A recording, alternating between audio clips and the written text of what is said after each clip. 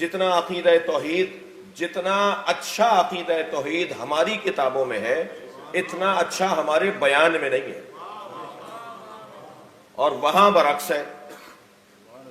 تو وہ جو ہمارے بارے میں عقیدہ تو بیان ہونا چاہیے نا، ہماری مجالس کا عنوان عقیدہ توحید ہونا چاہیے نا جی۔ ایسے خطابات ڈلے ہوئے ہیں آج یوٹیوب پر اور سوشل میڈیا کے اوپر، ایسی تقریریں ڈلی ہوئی ہیں اللہ کے بارے میں، اللہ کی توحید کے بارے میں مسلمان رہنماؤں کی۔ ہم تو اس دوڑ میں ہی نہیں ہیں، نمبر 1 آنا تو دور کی بات ہے۔ آپ ذرا سرچ کیجئے گا آج میری اس بات کے کہنے کے بعد، اسی یوٹیوب کے اوپر، اسی سوشل میڈیا کے اوپر جو بڑے بڑے اردو بولنے والے، چلے عربی اور فارسی کی تقریروں کو آپ چھوڑ دیجئے، ہندوستان پاکستان کے ایسے بڑے بڑے نام اس بر صغیر کے اندر ہیں ہمارے بھائیوں کے، جن کی 10 تقریریں عقیدہ توحید پر ڈلی ہوئی ہیں، اور ایسی گہری باتیں ہیں، ایسی علمی گفتگو ہے۔ ہم تو اس دوڑ میں شامل نہیں ہیں، پہلے نمبر پہ آنا تو دور کی بات ہے۔ یہ گلہ میرے اپنے آپ سے ہے۔ صلوات پڑھیں ذرا محمد وآلہ۔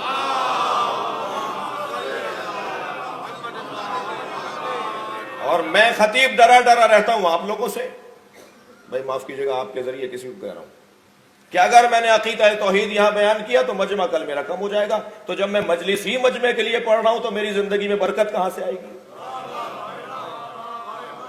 جی لوگ کہیں گے صاحب یہ مولانا کیا لے کے بیٹھ گئے، ہمیں تو صرف ایک ہی بات سنائیے۔ یہ المیہ ہے، یہ کوتاہی ہے، یہ خیانت ہے، یہ قربانی ہے، اہل بیت کے ساتھ زیادتی ہے۔ میں نہیں کہہ رہا کہ ان مضامین کو ہمیں بیان نہیں کرنا چاہیے، ہم وہی تو بیان کر رہے ہیں، لیکن اتنا عوام زدہ ہو جانا، اتنا قوم پرست ہو جانا، اس معنی میں لیجئے قوم پرست، کہ میری قوم مجھ سے یہ چاہتی ہے، میرا اللہ مجھ سے کیا چاہتا ہے، میرا حسین مجھ سے کیا چاہتا ہے۔ بھئی آپ 4 اشرے پڑھ رہے ہیں، 1 اشرہ تو اللہ کے نام پہ پڑھ لیجئے۔ صلوات پڑھیے ذرا محمد و آل محمد کا۔ اور پھر کہاں بیان ہوگا، کب بیان ہوگا؟ خفا ہو رہے ہیں آپ مجھ سے؟ کہاں بیان ہوگا، کیوں بیان ہوگا، کون بیان کرے گا؟ دوڑ میں تو آئیے، علمی دوڑ میں تو آئیے جی۔ عراقیوں کو دیکھیے، ایرانیوں کو دیکھیے، لبنانیوں کو دیکھیے، ان کے علماء کو ان مباحث کے اندر انہوں نے تیر مارے ہوئے ہیں، ان موضوعات میں انہوں نے کارنامے کیے ہوئے ہیں۔ ہمارے یہاں ذرا ڈھونڈیے، لائیے، 4-5 انگلیاں زیادہ ہیں، 5 مثالیں نہیں ملیں گی آپ کو یوٹیوب پہ بر صغیر کے شیعہ علماء کی۔ اب ممکن ہے کوئی کہے کہ لو بھائی انہوں نے اپنے عیب بھی بتا دیے، نہیں، جنہوں نے عیب ڈھونڈنے ہیں وہ آپ سے زیادہ ڈھونڈے بیٹھے ہیں پہلے ہی۔ جی ہاں، خفا نہیں ہو، سن لیجئے میری بات، جب آپ کو مائک ملے تو بول لیجئے گا۔ صلوات پڑھے ذرا محمد وآلہ۔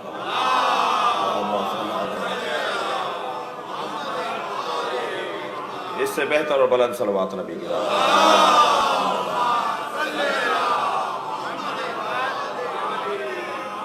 اے میرے حبیب کہہ دیجئے هو اللہ احد، اللہ کو مانا جائے گا۔ ہمارا کون سا کام ہے جو اللہ کے بغیر ہے؟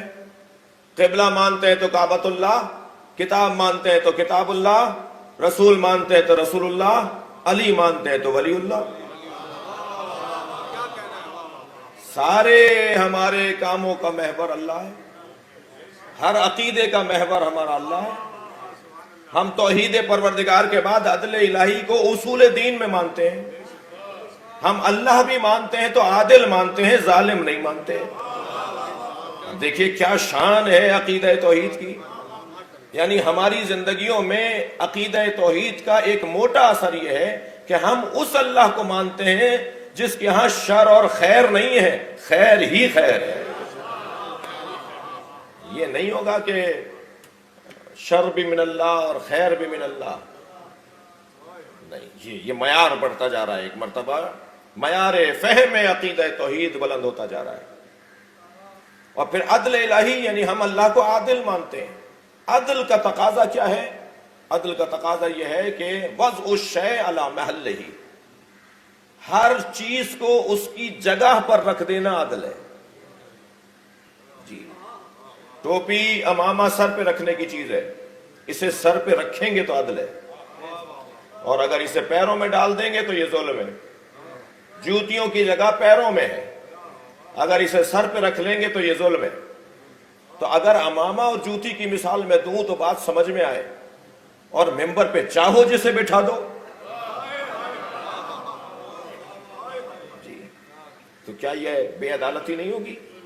تو جہاں عدل الہی کی بحث آتی ہے وہاں پورے نظام میں، پورے معاشرے میں، پورے سماج میں عدل کا تصور پھیلتا چلا جاتا ہے.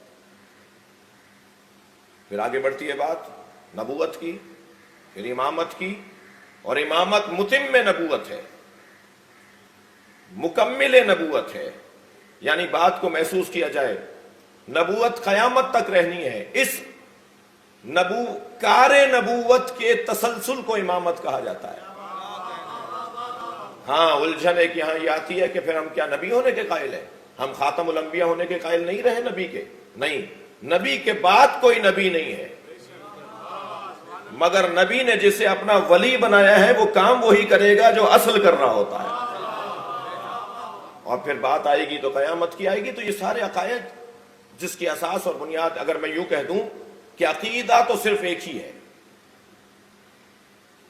5 اصول دین ہیں، نہیں، اصل اصول دین ایک ہی ہے بس، توحید.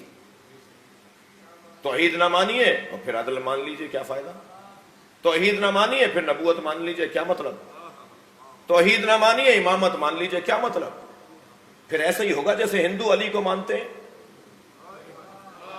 عیسائی علی کو مانتے ہیں. پھر کیا فرق ہے ان غیر مسلموں میں اور آپ میں؟ جو علی کو علی کے مطابق مانے اسے مسلمان کہا جاتا ہے، اور جو علی کو اپنے دماغ کے مطابق مانے وہ غیر مسلم علی کا پرستار ہے. بہت لوگ مانتے ہیں، شاید بعض اوقات ماننے میں ہم سے زیادہ اچھا مانتے ہیں. تو اصل اصول اور بنیاد عقائد صرف ایک عقیدہ ہے، وہ ہے عقیدہ توحید. اسی سے پھر دوسرا اور تیسرا چوتھا اور پانچواں. اور ایک زاویے سے علمی بات کر رہا ہوں، بات جو ہے وہی محسوس کی جائے گی. ایک زاویے سے اصل اصول ایک توحید، پھر ایک توحید سے 5 اصول دین، اور پھر 5 اصول دین سے 200 سے زیادہ اصل اصول ہیں جو ان 5 سے جڑے ہوئے ہیں، جن کا انکار موجب کفر ہے.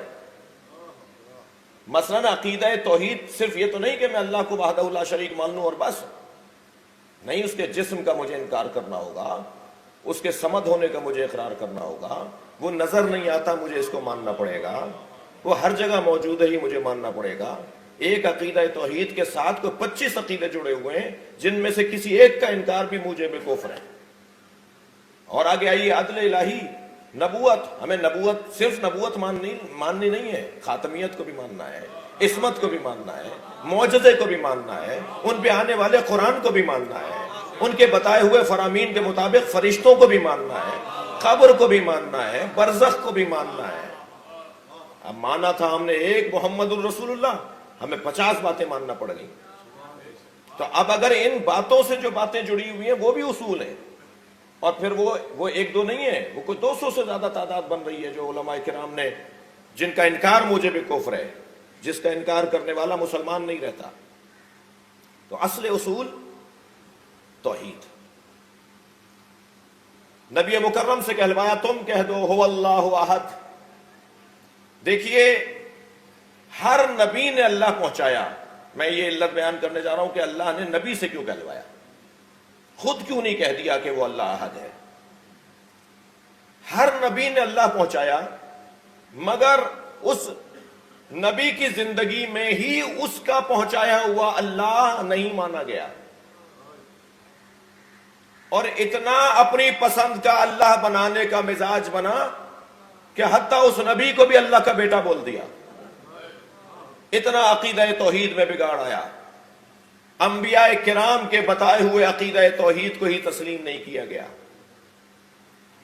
ان کی زندگی میں، ان کے جانے کے بعد وہ عقیدہ بگڑ گیا.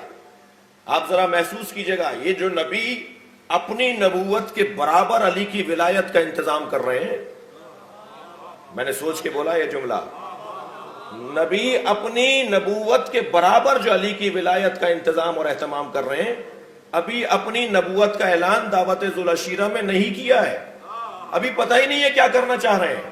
کہہ رہے ہیں کون ہے جو میری اس مشکل کام میں میری مدد کرے گا. بھائی وہ مشکل کام کیا ہے؟ اور جیسے ہی مولا نے کھڑے ہو کر، مولا بھی نہیں پوچھ رہے وہ کام کیا ہے، نہ پوچھ رہا، بتاتا ہے کہ جانتے ہیں کہ مشکل کام کیا ہے. کہا میں آپ کی مدد کروں گا. پھر فرمایا کون ہے جو میرے اس مشکل امر میں میرا ساتھ دے گا؟ علی کو بٹھا کے کہا. پھر مولا علی کھڑے ہو گئے کہ میں آپ کا ساتھ دوں گا. یعنی اعلان نبوت نبی مکرم کے ساتھ ساتھ ولایت علی کا اعلان ہونے جا رہا ہے. صلوات پڑھیں گے محمد و آل محمد.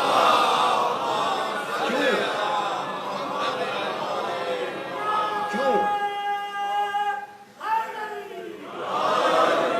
کیوں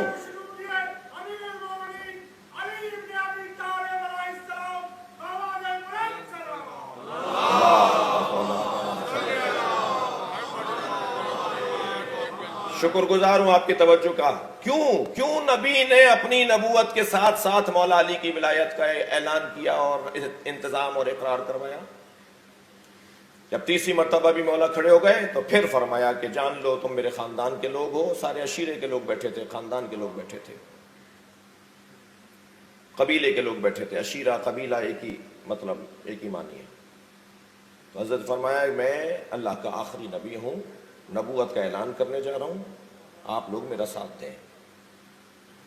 تو مولا علی نے کہا کہ میں پہلے ہی کہہ دیا کہ میں آپ کا ساتھ دوں گا.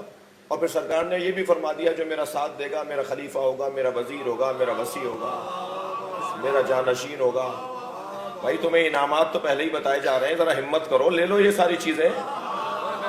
لیکن کوئی تیار نہیں ہو رہا. بلکہ معاملہ تو یہ ہے کہ وہاں بیٹھا ہوا ایک رشتہ دار وہ حضرت ابو طالب سے کہنے لگا تمہیں مبارک ہو، اب تم اپنے بیٹے کے مطیع و فرما بردار بن کے رہو گے. کیونکہ مولا علی کو مولا قرار دے دیا پہلے ہی مرحلے پر. غدیر میں اعلان ولایت علی ہی نہیں ہوا ہے، بلکہ دعوت ذوالعشیرہ میں اعلان ولایت علی ہوا ہے. یہ تو اور مجھے ایک اور جملہ بھی کہنے دیجئے، نبی نے 23 برس 2 ہی کام کیے ہیں، یا اللہ پہنچایا ہے یا علی کی ولایت پہنچائی ہے.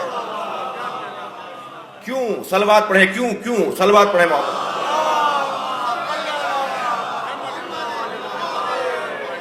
کیا سبب تھا کہ اللہ کے عقیدہ وحدانیت کے ساتھ ساتھ علی کی ولایت کو پہنچایا جا رہا ہے؟ وہ عقیدہ توحید پچھلی انبیاء کرام کے پیغام کی طرح مسخ ہو جائے گا اگر اس کے ساتھ علی کی ولایت نہیں ہوگی.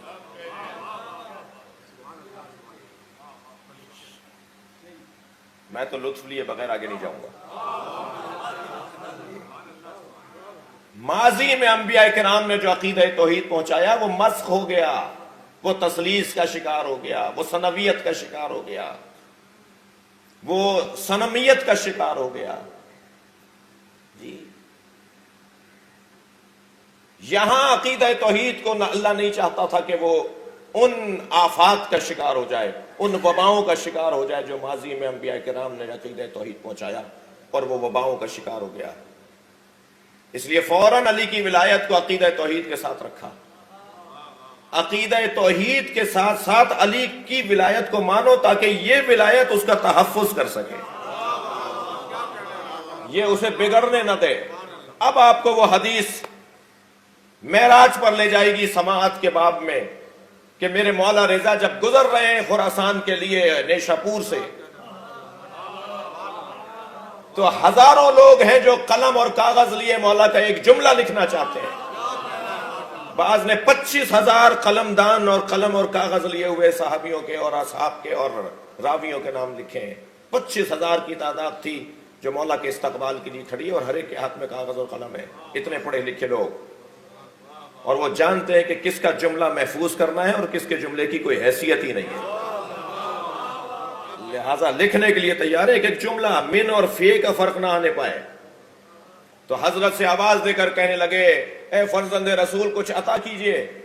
تو امام نے فرمایا کلمۃ لا الہ الا اللہ حسنی سنو میں نے اپنے جد اور انہوں نے اپنے جد سے اور انہوں نے اپنے جد سے اور انہوں نے رسول اللہ سے سنا. ہمارے آباء و اجداد نے، لہذا اس حدیث کو حدیث سلسلۃ الذہب کہا جاتا ہے. سلسلۃ الذہب، سلسلہ کہتے ہیں عربی میں زنجیر کو، وہ جو کڑیاں جڑی ہوئی ہوتی نا زنجیر کی، اسے عربی میں کہتے ہیں سلسلہ. سلسلۃ الذہب سونے کی زنجیر. ہر وہ حدیث جس میں سارے راوی معصومین ہوں اسے سلسلۃ الذہب کہا جاتا ہے. صلوات پڑھیں گے محمد و آل محمد.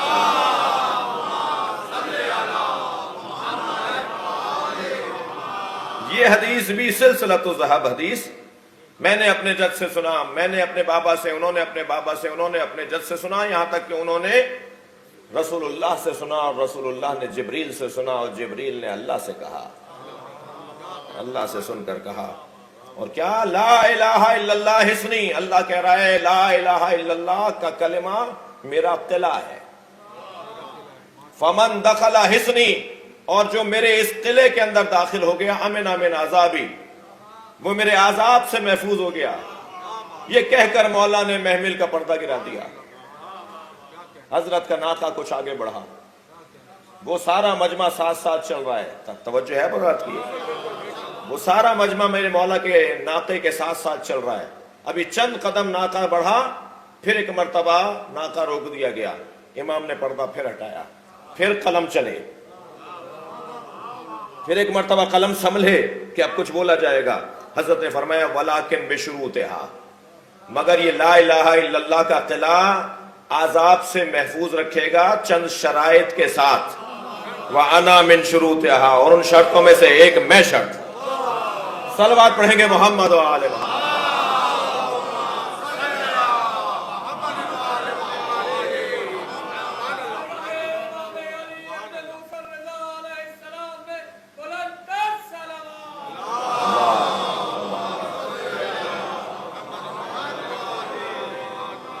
بھائی میں آپ سے اور تھوڑا سا ہمراہی چاہوں گا. اسی لب و لہجے کی ایک اور حدیث بھی ہے. سرکار نے فرمایا کلمۃ لا الہ الا اللہ حصنی. اللہ نے کہا ہے لا الہ الا اللہ کا کلمہ میرا قلعہ ہے. فمن دخل حصنی، جو اس میرے قلعے میں داخل ہو گیا، امن من عذابی، وہ میرے عذاب سے محفوظ ہو گیا. ابھی سرکار کا یہ جملہ مکمل ہوا تھا، ارشاد مکمل ہوا تھا. کچھ ہی لمحے کے بعد فرمایا سنو، اللہ نے ارشاد فرمایا کلمۃ لا الہ الا اللہ حصنی. کلمہ لا الہ الا اللہ میرا قلعہ ہے، جو اس میں داخل ہوا وہ میرے عذاب سے محفوظ ہو گیا. 3 مرات نبی نے 3 مرتبہ یہی کلمات دہرائے. لوگ متوجہ ہو رہے ہیں کہ سرکار اسے بار بار تکرار کیوں فرما رہے ہیں. پھر فرمایا سنو، اب شدت بڑھ رہی ہے، سماعت میں شدت بڑھ رہی ہے. فرمایا ولایت علی ابن ابی طالب حصنی. اللہ نے کہا ہے علی کی ولایت میرا قلعہ ہے. ومن دخل حصنی امن من عذابی، اور جو میرے اس قلعے میں داخل ہو گیا وہ بھی میرے عذاب سے بچ گیا. یا اللہ، لا الہ الا اللہ تیرا قلعہ ہے یا ولایت علی تیرا قلعہ ہے؟ یہی تو سمجھانا چاہ رہا ہے اللہ کہ اللہ کی وحدانیت اس وقت میں تسلیم ہوگی جب علی کی ولایت کو مانو گے، ورنہ ماضی کی طرح یہ عقیدہ ذبح حالی کا شکار ہو جائے گا. صلوات پڑھیں گے محمد و آل محمد.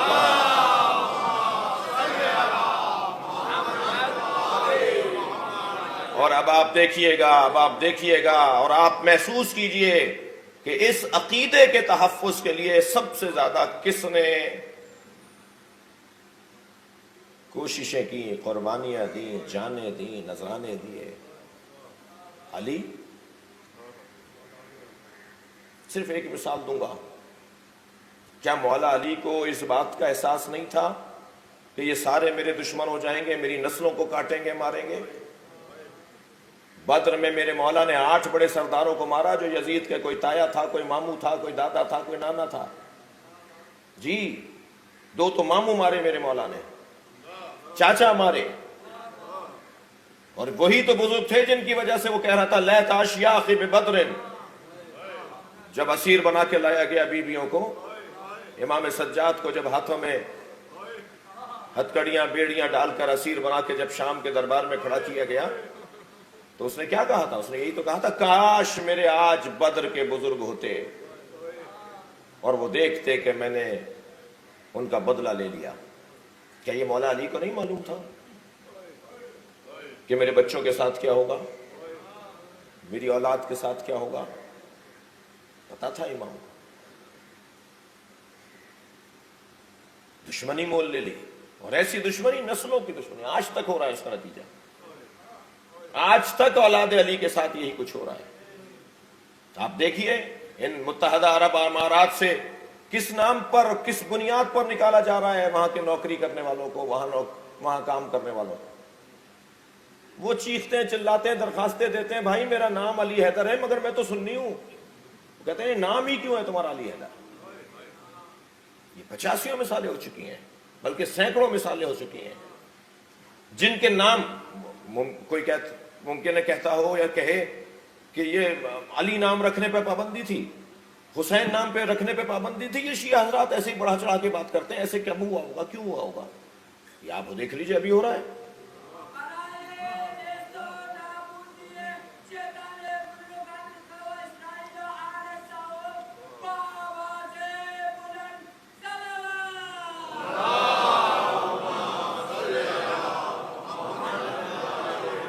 آج تک اولاد علی کے ساتھ، آج تک آل رسول کے نام لیواؤں کے ساتھ زیادتیاں ہیں۔ اتنی پکی دشمنی مول لے لی علی نے۔ لبیک یا حسین، لبیک یا حسین، لبیک یا حسین، لبیک یا حسین، نعرہ حیدری، حیدری، نعرہ سلوان۔ یہ علی اور اولاد علی کی قربانیاں ہیں کہ 1400 سال کے بعد پھر اللہ کی وحدانیت پہ بات ہو رہی ہے۔ لیکن اگر ایسا نہیں ہوا ہوتا تو آج یہ رنگ نہیں ہوتا۔ میں علماء اہل سنت کو، دانشورانہ اہل سنت کو بھی مبارکباد پیش کرتا ہوں کہ اگر آج آپ اللہ کی بات کر رہے ہیں تو ممنون احسان رہی ہے علی اور اولاد علی کا۔ اور یہی سبب تھا کہ نبی سے کہلوایا کہ تم کہہ دو کہ وہ اللہ احد ہے، تم کہہ دو کہ وہ اللہ احد ہے۔ تو جب اللہ کی وحدانیت ان کے منہ سے سنیں گے اور علی کی ولایت ان کے منہ سے سنیں گے تو پھر انہیں یقین ہوگا کہ جس نے علی کہلوایا ہے اسی نے اللہ کہلوایا ہے۔ جو میرے اندر ہے بات اللہ کرے منتقل کی ہو میں نے، تاکہ اعتبار بڑھ جائے ان کا کہ اور جس علی اور اولاد علی اور حسنین اور پنجتن کی شان میں نبی نے اتنا کچھ فرمایا ہو اور پھر ان کے ساتھ یہ ظلم ہوا ہو۔ امام سجاد کا جملہ سن لیجئے، حضرت فرماتے ہیں جو کچھ نبی نے ہمارے بارے میں کہا، جو کچھ ہم اہل بیت کی شان میں نبی نے کہا، اگر کچھ نہ کہا ہوتا تب بھی اس سے زیادہ ظلم ممکن نہیں تھا۔ جو ظلم ہمارے ساتھ ہوا ہے، کچھ دیر کے لیے تصور کیجئے، یہ بھی آپ کے رونے کی آوازیں بلند ہو رہی ہیں۔ یہ الجھن تو الحمدللہ بر صغیر میں حل ہو گئی، یہ الجھن تو حل ہو گئی، آپ نے رونا بند نہیں کیا، کسی کے روب میں آ کے، کسی کی دھونس میں آ کر، کسی کے فتوے کی زد میں آ کر، مگر جو لوگ رونے کو بدعت کہتے تھے آج انہیں بات سمجھ میں آئی ہے کہ رونا بدعت پہلے بھی نہیں تھا۔ وہ دیر سے پہنچے ہیں مطلب کو سمجھنے میں، اور اب سب ہی تقریباً اس بات پر اتفاق کر رہے ہیں کہ رونا بدعت نہیں ہے، سنت نبی ہے، اور وہ بھی حسین پہ رونا۔ اور اس کا فلسفہ کیا ہے؟ اس کا بڑا فلسفہ یہ ہے کہ آنکھوں میں آنسو اس وقت تک آ نہیں سکتے جب تک غبار دل پرواز نہ کرے۔ جب غبار دل پرواز کرتا ہے تو یہ پھر آنکھوں میں آنسوؤں کی صورت میں ڈھلتا ہے اور پھر آنسو بن کر آنکھوں سے ٹپکتا ہے۔ دل کا آنسوؤں سے بڑا گہرا تعلق ہے۔ کوئی نہیں رو سکتا جب تک کہ اس کے دل کی نرمی نہ ہو. اس لیے حتیٰ انتظام کیا جاتا ہے کہ دل کو نرم کرنے کا انتظام کرو. قسی القلب نہ رہ جاؤ، تمہارا دل نرم رہے. اور عزیزو، جو قوم رونے کی مشق کرتی ہو نا، وہ کسی کو رلاتی نہیں ہے. اس لیے کہ جس کا دل ہی نرم ہو وہ کسی کو تڑپتا ہوا نہیں دیکھ سکتی. لہذا پوری دنیا میں آپ مشاہدہ کر لیجئے، رونے والے لوگ کہیں جا کے پھٹتے نہیں ہیں، کسی کا گلا نہیں کاٹتے، کسی کے گلے پہ چاقو نہیں چلاتے. ان کا اپنا ایک مزاج ہے. میں کہتا ہوں خود رونا 85 اخلاقیات کی بنیاد ہے. آج 6 محرم میں یہ گریہ 85 اخلاقیات کی اساس ہے. 10 کام خود ہی ٹھیک ہو جائیں گے، رونے والے ہو جاؤ بس. تمہارے مزاج تبدیل ہو جائیں گے، تمہارے عادات اطوار تبدیل ہو جائیں گے، تمہارا زندگی کا دستور ہی بدل جائے گا، تم رونے والے ہو. ایک صاحب مجھے مجلس کے بعد کہنے لگے، مولانا آپ کچھ کہہ رہے تھے رونے کے بارے میں، ہمیں رونے کے لیے پیدا کیا ہے. ہاں، ہمیں رونے کے لیے پیدا کیا ہے. جس زاویے سے میں دیکھ رہا ہوں اس زاویے سے عینک لگا کے دیکھو. اس کا یہ مطلب تو نہیں ہے کہ نماز پڑھنا معاف، روزہ رکھنا معاف. یہ کون کہہ رہا تھا؟ نماز میں بھی جو خضوع خشوع ایجاد ہوگا اس کا بڑا گہرا تعلق آنسوؤں سے ہے، بڑا گہرا تعلق ہے. اور جب آپ اونچی آواز میں رو رہے ہوتے ہیں نا تو ائمہ اہل بیت کو وہ آنکھیں بڑی عزیز ہیں جو حسین پہ رو رہی ہوں. فرمایا ایک حسین پہ روتے ہوئے عزادار کو دیکھ کر میرے مولا امام رضا نے، امام رضا کا ایک فرمان، ایک عزادار حسین پہ رو رہا تھا اور جب اس نے گریہ کیا تو امام نے فرمایا تم آج اتنی مدت بعد میرے مولا حسین پہ رو رہے ہو. جب حسین کے گلے پہ چاقو چل رہا تھا، جب حسین کے گلے پہ چھری چل رہی تھی تو آسمان رو رہا تھا، زمین رو رہی تھی. بکت السماء والارض، حسین پر آسمانوں اور زمینوں نے گریہ کیا ہے. اجرکم اللہ، اجرکم اللہ. خدا کسی غم میں نہ رلائے سوائے غم اہل بیت میں رونے رلانے والوں میں قرار دے.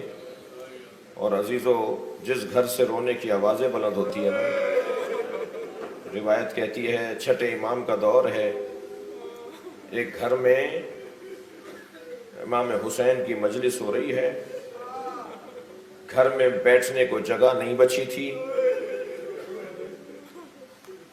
تو امام دروازے پہ رکے رہے. جب اہل صاحب خانہ کو معلوم ہوا کہ امام دروازے پر ہیں تو اس نے اندر آنے کا کہا تو امام نے فرمایا میں چاہتا ہوں یہ گریے کی آوازیں ایسے ہی بلند رہیں، میرے اندر جانے سے، میرے وہاں بیٹھنے سے کچھ دیر کا خلل بھی نہ ہو جائے. اجرکم اللہ، اجرکم اللہ. اللہ آپ کو کسی غم میں نہ رلائے. یہ آنسو جو آپ کی آنکھوں میں ہے یہ آرزو ہے جناب زہرا ہے.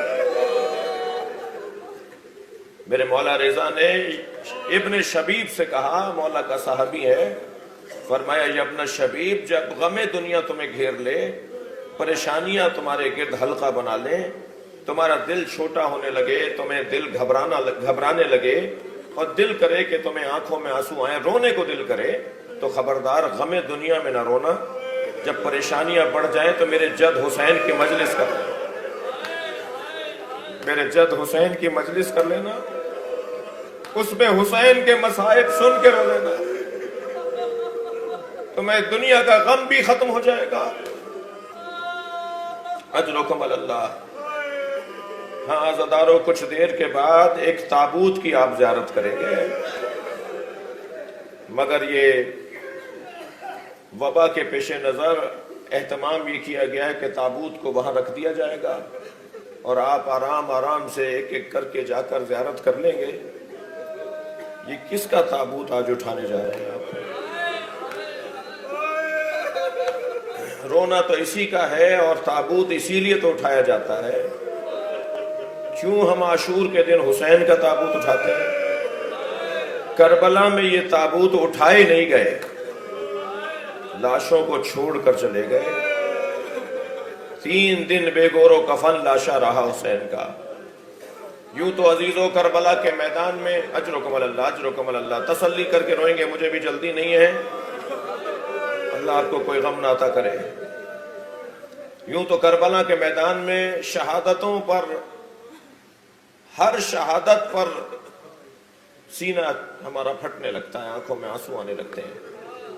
حضرت قاسم کا بیان شہادت ہو، حضرت عون و محمد کے لاشوں کا بیان ہو، جی حضرت اللہ اکبر، حضرت علی اصغر کا شہادت کا بیان تو پتھر دل انسان کو بھی رلا دیتا ہے، جی حضرت عباس کا بیان شہادت۔ مگر ایک ایسی شہادت ہے کہ جس پر حسین نے، اللہ اکبر، کئی مرتبہ زمین پر گرے اور کئی مرتبہ زمین سے اٹھے اور ایک آواز دے دے کر کہہ رہے تھے، علی مجھے پکارو، مجھے کچھ نظر نہیں آتا۔ اجرکم اللہ۔ ہر باپ کو اپنی اولاد سے پیار ہوتا ہے، اور جتنا انسان ہونے میں باپ بڑا ہوگا اتنا ہی اس کی شفقت بھی زیادہ ہوگی۔ جب نبی کی رحلت ہو گئی تو امام حسین نبی کے فقدان میں گریہ کیا کرتے تھے، تو نبی نے بشارت دی تھی کہ اللہ تمہیں ایک بیٹا عطا کرے گا جس کی شکل میری شکل کی طرح ہو۔ تو امام حسین کو اللہ نے علی اکبر عطا کیے،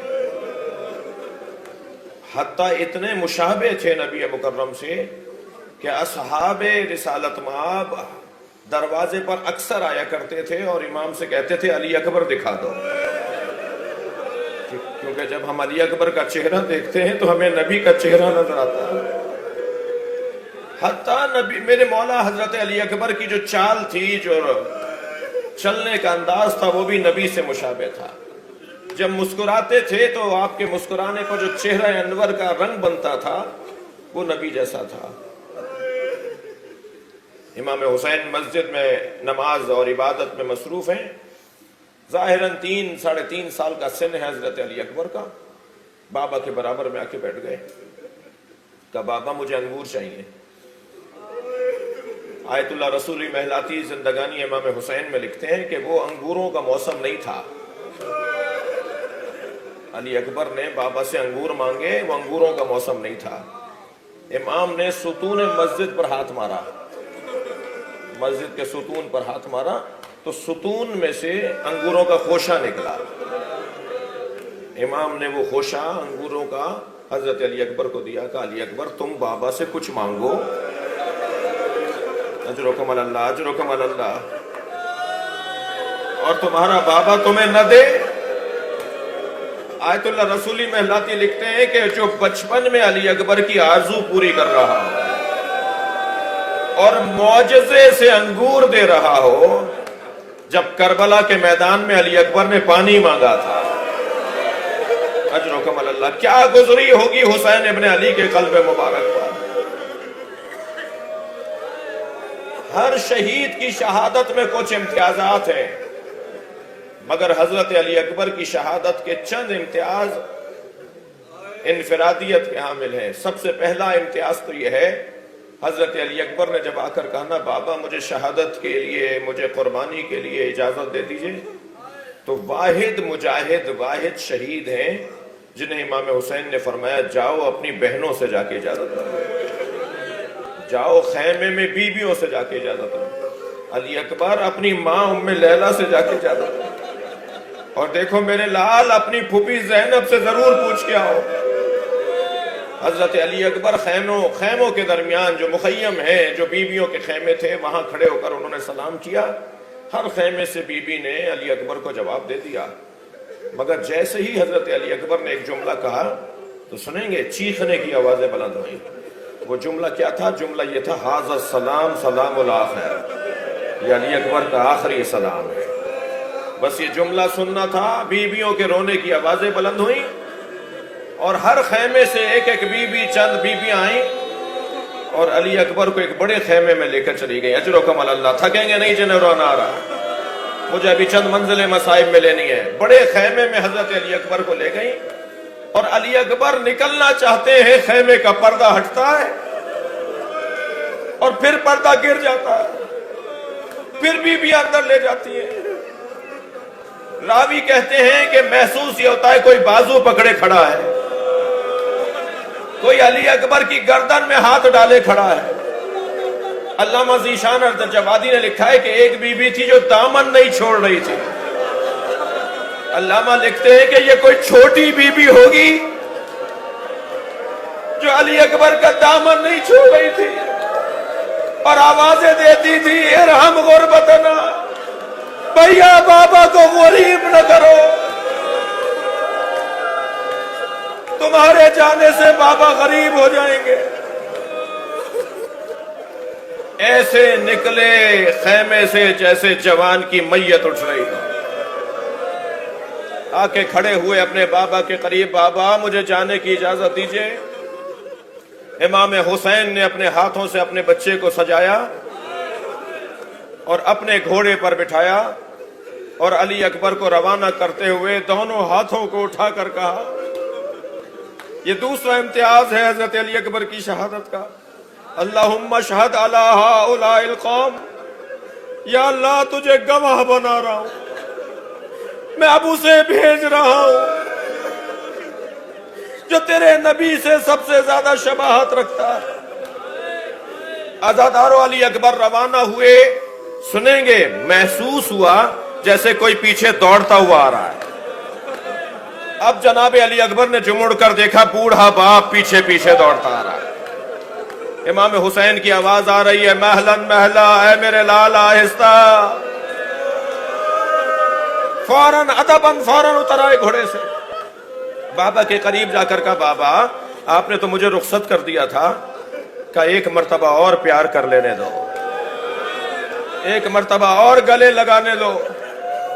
علی اکبر کو گلے لگا کر حسین بہت روئے, اور اب روانہ کیا علی اکبر کو میدان کربلا کے لیے, اور ایک بلندی پر کھڑے ہو کر اپنے بچے کا جہاد دیکھ رہے ہیں کہ اسی اثنا میں میرے مولا کو کچھ نظر آیا, تو اس ٹیلے سے اتر کر آئے اور کہا, اے فضا, ام لیلہ سے جا کے کہو کہ اولاد کے حق میں ماں کی دعا بہت سنی جاتی ہے. مجلس میں جو مائیں بیٹھی ہیں, اللہ ان کے جوانوں کو سلامتیاں عطا فرمائے. اے ام لیلہ, علی اکبر کا ایک بہت بڑے پہلوان سے مقابلہ ہے, اور پہلوانوں کا ایک نرغہ ہے, ایک لشکر ہے جو علی اکبر کو مارنے بڑھا ہے. تم دعا کرو ایک مرتبہ اور علی اکبر کو دیکھ لو. عزادارو بہت گریہ ہو گیا, بس یہ روایت سن لیجئے. تم دعا کرو ایک مرتبہ اور اپنے علی اکبر کا چہرہ دیکھ لوں. آیت اللہ جعفر جوستری, صاحب رحمت, بڑے بڑے بزرگوں نے یہ روایت لکھی کہ حضرت ام لیلہ خیمے میں گئیں, سر پہ قرآن رکھ کر قبلہ رخ ہو کر بیٹھ گئی مصلی عبادت پر. اے یعقوب سے یوسف کو ملانے والے, ایک مرتبہ اور میرا علی اکبر دکھا دے. ادھر حضرت ام لیلہ کی دعا مکمل نہ ہوئی تھی کہ علی اکبر کے تکبیر کی آواز بلند ہوئی. جناب ام لیلہ در خیمہ پر پہنچی, کیا دیکھا؟ علی اکبر اپنے بابا حسین سے بات کر رہے ہیں, صحیح و سالم واپس لوٹ کر آ گئے. مگر سنیں گے عزادارو بات کیا کر رہے ہیں؟ بات یہ کر رہے ہیں, بابا چند گھونٹ پانی کے مل جائیں تو میں بتاؤں کہ میں کس کا پوتا ہوں, میں بتاؤں کہ میری تربیت کس عباس نے کی ہے. شاعر نے اس منظر کو 4 مصروں میں نظم کیا ہے. شاعر کہتا ہے, شدت پیاس سے اکبر نے پلٹ کر دیکھا. جو رونے آئے ہیں 4 مصرے سن لیجئے, میں مجلس مکمل کر رہا ہوں. شدت پیاس سے اکبر نے پلٹ کر دیکھا اور ماں نے خیمے کی تنابوں سے لپٹ کر دیکھا. کتنی مجبور تھی ساقی کوثر کی بہو, کتنی مجبور تھی ساقی کوثر کی بہو, خالی مشکیزہ کئی بار الٹ کر دیکھا. شاید چند قطرے پانی کے نکل آئے, علی اکبر جاؤ تمہارے نانا تمہیں سہرا ماتم حسین